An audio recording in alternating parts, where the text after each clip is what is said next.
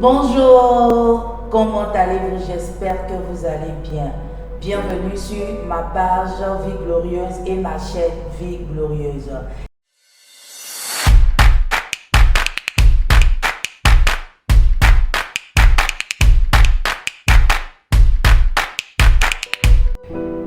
Aujourd'hui, nous allons parler du respect. C'est une notion et une valeur que tout le monde doit avoir qui est très important. Et tu vas prendre avec moi 1 Pierre 2, le verset 17. La Bible déclare que honorer tout le monde, aimer les frères, craindre Dieu, honorer les rois. Honorer, c'est quoi la définition? C'est marquer son respect, sa considération pour quelqu'un. C'est respecter quelque chose, la tenir en haute estime. C'est tenir en haute estime et c'est traiter avec beaucoup de respect. Et honorer, son synonyme, c'est le respect. Donc, nous devons respecter tout le monde. La Bible est en train de nous dire ici que nous devons respecter notre père, notre mère. Nous devons respecter les cousins, les cousines. Nous devons respecter le pasteur. Nous devons respecter tous nos dépensiers. Nous devons respecter les aînés. Nous devons respecter les cadets. Nous devons respecter la dame qui vend orange sur la route. Nous devons respecter le menuisier. Nous devons respecter tous ceux-là même qui vendent au marché. Nous devons respecter les mécaniciens. Quel que soit le type de personnes, nous devons les respecter, même les gardiens, les cuisiniers, tous ceux-là même qui travaillent pour nous, nous devons les respecter. C'est pour cela qu'il a dit honorer tout le monde. Or, honorer est égal à respect, c'est-à-dire respecter tout le monde. Et il a dit dans sa parole, dans Matthieu 22, le verset 37, il a dit quoi? Il dit: tu aimeras Dieu de tout ton cœur, de toute ton âme, de tout ton esprit, de toute ta force, de toutes tes pensées. Et en deuxième, il a dit: tu aimeras ton prochain comme toi-même.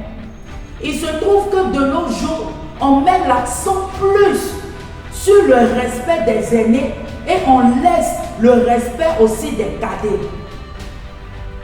Donc si nous inculquons aux jeunes, aux aînés, aux cadets, à aimer Dieu comme eux-mêmes, de tout leur pensée, de tout leur acte, il n'y aura pas de manque de respect.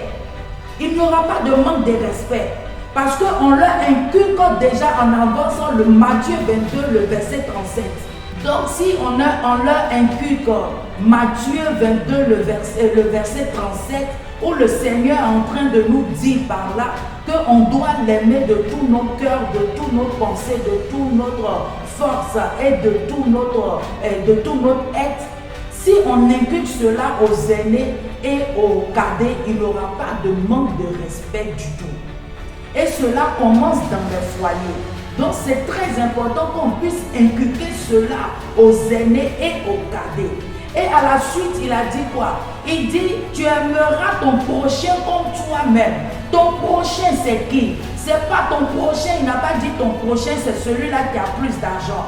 Il n'a pas dit ton prochain, c'est celui-là qui a plus d'immeubles. Il n'a pas dit ton prochain, c'est celui-là qui est éloquent. Il n'a pas dit ton prochain, c'est le PDG. Il n'a pas dit ton prochain, c'est celui-là qui est élevé en dignité, le président. Non, il dit ton prochain. Malgré que les présidents, les pasteurs, les DG, les PDG en font partie des prochains, mais le Seigneur veut nous dire par là aussi que les prochains aussi, ce sont les sans-abri. Les prochains, ce sont ces personnes-là qui vendent dans les marchés. Ces prochains, c'est ceux-là qui travaillent pour nous. Que ce soit les gardiens, que ce soit les cuisiniers, que ce soit les cuisinières, les ménagères, que ce soit les femmes qui vendent des oranges, que ce soit ceux-là même qui font les cabines téléphoniques, quel que soit le type de travail qu'ils font, la Bible déclare qu'on doit les respecter, on doit les honorer comme nous-mêmes. On doit les honorer comme nous-mêmes. On doit les respecter comme nous-mêmes. Ce n'est pas parce qu'ils sont inférieurs à nous, non. on doit les respecter, on doit respecter tout le monde de la même manière.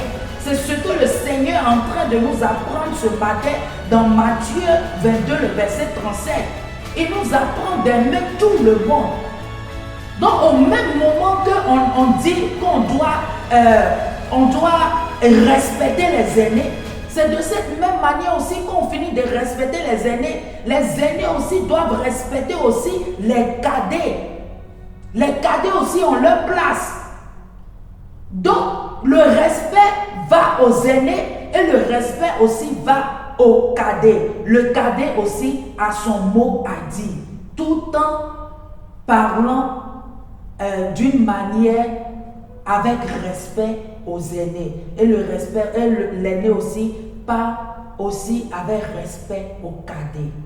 Donc ce matin, nous devons apprendre à méditer le Matthieu 22, le verset 37. Nous devons inculquer cela parce que cette valeur-là, ça vient de Dieu. Si nous connaissons réellement cette parole, si nous avons réellement cette parole en nous, nous allons respecter tout le monde. Peut-être tu m'écoutes ce matin et puis tu te dis que peut-être tu as eu de manque de respect vers tes prochains, vers le sans-abri, vers les veuves, vers les orphelins, vers ces personnes qui ne sont pas bonnes. Et ce matin, tu veux demander pardon, Seigneur. Tu vas incliner ta tête et tu vas prier avec moi. Tu vas dire, Seigneur Jésus, pardonne-moi de tous mes péchés. Pardonne-moi d'avoir minimisé les gens. Pardonne-moi d'avoir manqué de respect aux grandes personnes, aux aînés et aux cadets. Pardonne-moi cela au nom de Jésus-Christ. Et si aussi tu veux donner ta vie à Dieu, tu vas répéter après moi. Seigneur Jésus-Christ, je viens à toi tel que je suis. Merci Éternel d'avoir envoyé ton Fils à la croix pour moi. Éternel, je l'accepte comme mon Seigneur Sauveur personnel. Aujourd'hui, j'accepte le Seigneur comme mon Seigneur Sauveur personnel. Merci d'avoir fait de moi une nouvelle créature. Au nom de Jésus-Christ que j'ai prié. Amen. Et la leçon à retenir de ce jour, c'est d'avoir le respect pour tout le monde. Honorer tout le monde. Respecter tout le monde.